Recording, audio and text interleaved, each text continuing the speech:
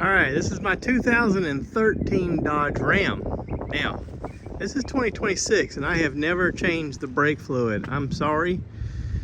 I've watched all these videos online and they're like, you should do it every 2 years. If you're not, you're a sinner, you're going to hell, you know, all that stuff. All the main stuff. Anyway, I got my tester here, and of course you press the little green light and you dunk it in there. Oh no, it says it's not good.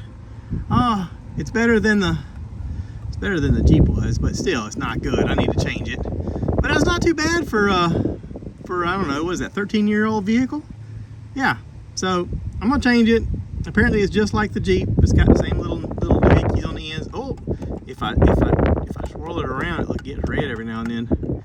Now the colors mean how much water you have in your mixture, and orange ain't good. Red is really bad.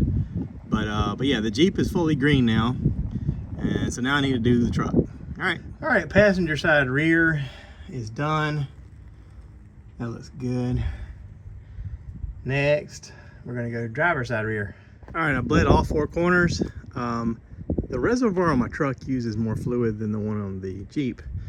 I didn't read that correctly. I thought they both used about, it said to order 2 to do the job, but this one needs closer to 2.5, 3.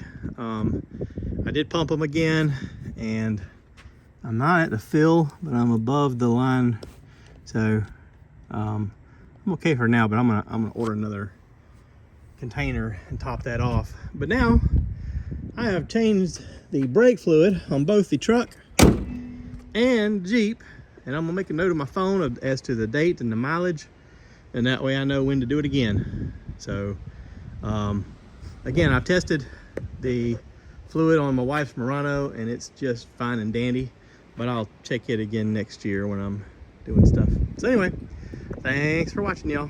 And I would like to give a shout out to all the YouTubers out there that helped me figure this out. This is the little bottle thing that I ordered. It's just got this valve that you want to find, this valve that only allows the flow to go one way. I know my buddy bought one that's got a pressurized thing that he puts on the reservoir and forces it through, but this was easy. This was real easy. And the turkey baster, I had heard where the turkey baster works just fine, and it does. It gets in there and all the nooks and crannies and gets all that stuff out. And yeah. So anyway, thanks for watching, y'all.